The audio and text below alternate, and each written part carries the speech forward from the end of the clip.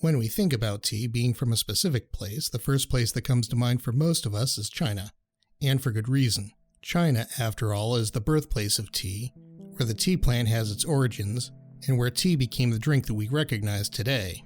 Unsurprisingly, it's also the current #1 producing country for tea, but that hasn't always been the case. Before the year 2005, the top producing country for tea was India. India led the world in tea production for nearly half a century and is still the second most producing tea country. India is also a major consuming market for the drink.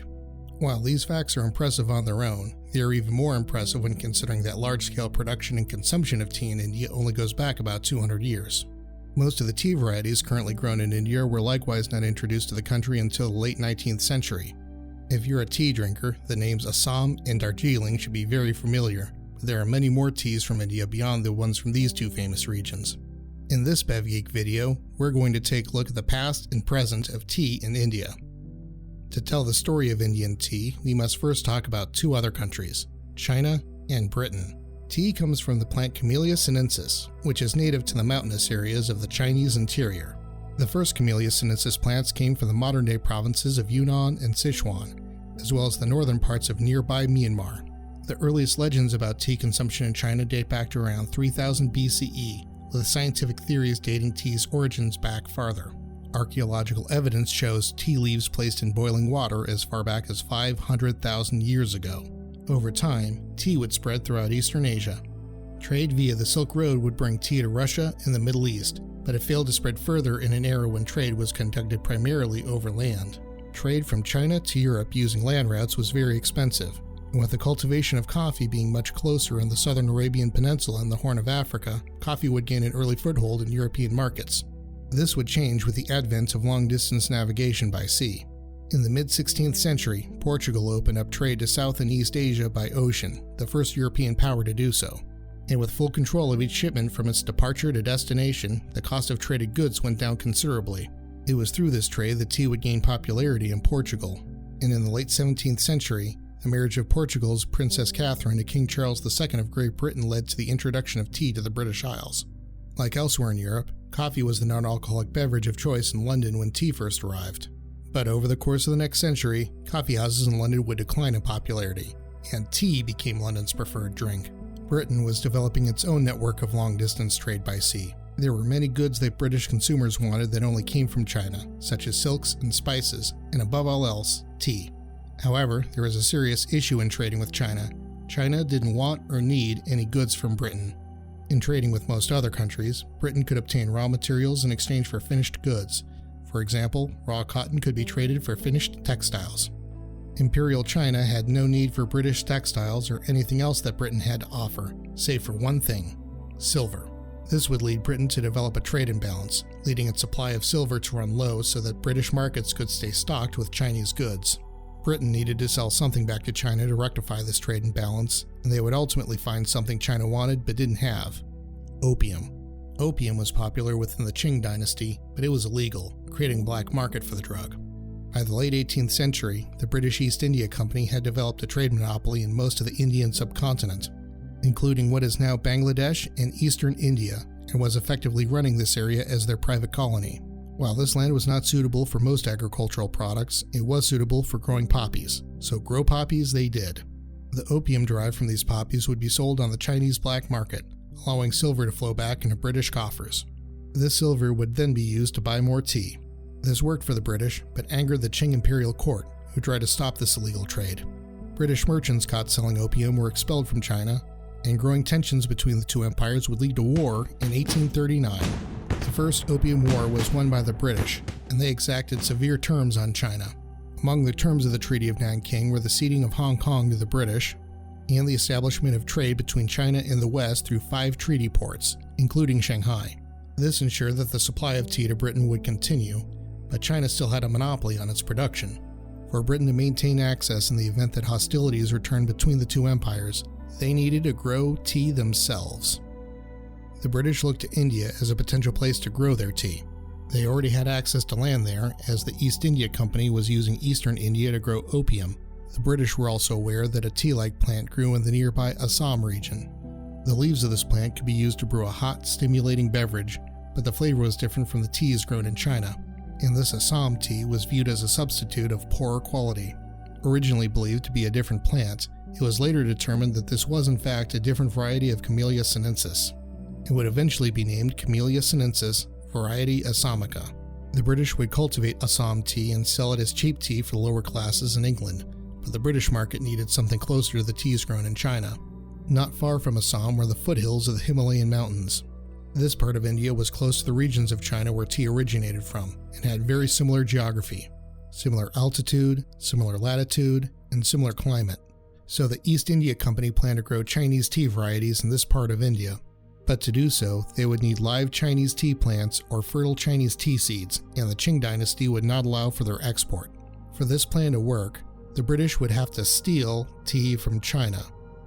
Robert Fortune was a Scottish-born botanist. Shortly after the Treaty of Nanking, he traveled to China on a plant collecting expedition at the behest of the Horticultural Society of London, and had published a written account of his journey. He was the curator of the Chelsea Physic Garden in 1848 when the East India Company approached him with a mission: travel back to China and collect viable tea plants and seeds for cultivation in India. This was no small task. For starters, fertile plants and seeds were very difficult to transport between continents. It took months for cargo to travel by ocean vessel in the 19th century, and conditions were harsh, with the salty seawater damaging most fauna that attempted the journey. But Fortune had a plan for protecting the tea plants during their voyage: the Wardian case. These sealed cases, predecessors of modern terrariums, allowed the plants stored within to get needed sunlight while protecting them from the caustic ocean water. Nathaniel Ward, an English doctor and amateur botanist for whom the cases got their name, was an early advocate for their use, noting that when the cases are completely sealed, the moisture of the soil inside the case was sufficient to keep plants sustained for months or even years. But there was also the matter of obtaining the plants. The removal of tea plants from China was not only forbidden, but the tea-growing regions were far away from the treaty ports foreigners were allowed to visit. Fortune himself had not strayed outside treaty ports during his previous trip, and collecting tea plants would require traveling far into the mountainous interior of China. To make the trek inland from the port of Shanghai, local servants would be hired to act as guides, interpreters, and bodyguards. These servants would be critical to the mission, as Fortune would not make it far without their knowledge and ability to communicate directly with tea manufacturers. Fortune would also need to keep suspicions from himself as he traveled into areas forbidden to foreigners. To do so, he would disguise himself in Chinese clothing and hairstyle. In the fall of 1848, Fortune and his team traveled from Shanghai to the green tea growing regions in the Zhejiang and Anhui provinces to the south and west. They visited numerous tea fields and factories and collected many samples of tea plants and seeds. These samples were shipped out of Shanghai that winter to Calcutta, and eventually reached the East India Company's botanical garden in Saharanpur, north of Delhi near the foothills of the Himalayan mountains. Sadly, this first shipment would be for naught, as a combination of damage to the Wardian cases and incompetence by company officials would lead to nearly all samples either dying in transit or being irreparably damaged by mold and fungus. The spring and summer of 1849 would bring another trip inland for Fortune's crew. This time they traveled to the Wuyi Mountains in the Fujian province further to the southwest. As it is now, the Wuyi Mountains were famed for their black tea. In addition to collecting samples for the next shipment to India, Fortune sought to find out how black tea was processed. To this end, he and his team were successful, and with altered shipping preparations and closer attention to the care of the Wardian cases in transit, many of the samples arrived in India alive and intact. However, the knowledge gained in tea cultivation and processing only went so far, and growing Chinese tea in the Indian highlands still proved to be a challenge. For this tea to be commercially viable, more expertise was needed in India. In 1851, Fortune and the East India Company recruited 8 tea experts from China.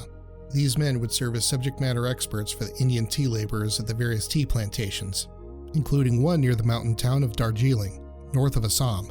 The tea plants brought back from Fortune's expeditions were well suited for the steep terrain and acidic soil of Darjeeling, and with the guidance of the Chinese tea experts, these teas would hold up in flavor and quality to the finest teas grown in China.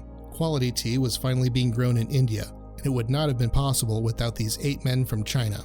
Their names were not recorded and have been lost to time. The success that the British had in growing tea in Darjeeling would be duplicated elsewhere. The sheer size of the Indian landmass gives it a wide and varied geography, leading to a broad range of places where tea could be grown, now that the British had the knowledge of how to cultivate the plant. Because much of the Indian subcontinent is either mountainous or hilly, there were several different places with the right altitude and climate to grow tea plants descended from the ones brought from China. The British would spread tea cultivation to their other colonies, such as Ceylon and modern-day Sri Lanka and in East Africa. And with the explosion of tea cultivation within their empire, the price of quality tea dropped. Brits of all classes could now afford to drink tea, and it became a major symbol of British culture. With tea reaching market saturation in Britain and its settler colonies, tea producers started to look for other markets for their product to continue the growth of their business. The other tea-drinking nations had their own supply, and most of Britain's trading partners were coffee-drinking nations, so the British set their sights back at India. They worked to develop a domestic market for the tea they're growing in India, and it worked. This stimulating beverage would catch on with Indians, who would put their own spin on the drink, adding spices to match local tastes, leading to Marsala chai, a drink closely associated with Indian cuisine and culture. But the growth of tea in India came at a cost, and paying that cost were Indian tea laborers. The conditions of a 19th century tea plantation in India were not much different from the slave plantations in the pre-Civil War American South. Tea workers lived on the plantations that they worked and were completely dependent on it for their food, water, shelter, and medical care. The work was hard, the days were long, the conditions were harsh, and diseases such as malaria, dysentery, and cholera were widespread. Traveling from one's family home to the plantation was also dangerous, with many Bengalese laborers dying from heat, disease, and hunger on their journeys to the plantations in Assam, and many more arriving so weakened that they would die within a year of arrival. Conditions would improve over time, but being a tea laborer is still exhausting work, with laborers earning poverty wages and facing dangers from local wildlife. The British Empire would ultimately fall, with its colonies gaining independence, including India. But tea cultivation would continue, ensuring that cups both at home and abroad would stay filled with Indian tea. With China closing itself off to trade with most of the world during the Cold War, India would become the top global producer of tea, a position it would hold until 2005. And although China surpassed it to gain the top spot, India would remain the number 2 producer, and still is today. So, what is tea from India like? Let's explore some of India's growing regions by trying a few teas from Sancha Tea Boutique, an Indian company specializing in Indian teas. Sikkim tea is grown in the state of Sikkim in northeast India. This region is in the Himalayan mountains, near Darjeeling, and while it doesn't have the same name recognition as its famous neighbor, the teas grown here share some of Darjeeling's floral and fruity characteristics. This is the organic Sikkim Grand Cru. It's amber in color and has aromas of tropical fruits, mainly mango and guava. We move west to try some Kangra tea. This comes from the Kangra district in the northern Indian state of Himachal Pradesh, an area in the foothill mountains of the Himalayas between Punjab and Kashmir. Teas here tend to be stronger than the teas from Darjeeling and have their own unique aroma that tend to be more vegetal in nature. This is Buddha's Kangra Valley Grand Cru. It has a golden color and has herbal flavors of oregano, basil, and grass. Next up is Nilgiri tea. This is from southern India, in the Nilgiris district of the state of Tamil Nadu. This area is in the Western Ghats mountain range, not far from the Arabian Sea. The higher altitude of this area gives it cooler temperatures than the surrounding plains, allowing for tea cultivation despite its southern location near India's coffee growing belt. This is the Nilgiri Grand Cru Winter Flush. It's pale gold in color and has floral and peach flavors. We're going back north to the Brahmaputra Valley in the state of Assam. This is the home of Assam tea, grown from the Assamika variety native to India. Unlike India's other teas, this grows at low altitudes, closer to sea level. Often used as a base for breakfast tea blends, on its own, Assam tea is known for its full body and its brisk, malty flavor. Assam produces over half of all tea grown in India. This is the Assam Orthodox Single Malt. Its color is deep amber, and it has flavors of malt, biscuits, and dried fruits. And finally, we come to Darjeeling, the tea that put India on the map. It grows in the Darjeeling and Kalimpong districts in the northeast India state of West Bengal, in the foothills of the Himalayas just south of Sikkim.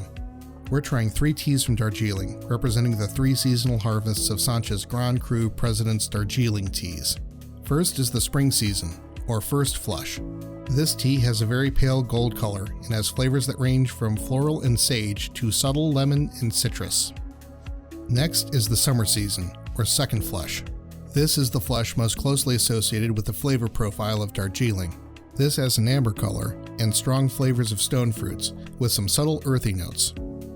Last is the autumn season, or third flush.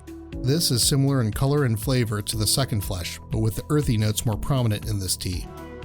Tea is an important part of India's identity.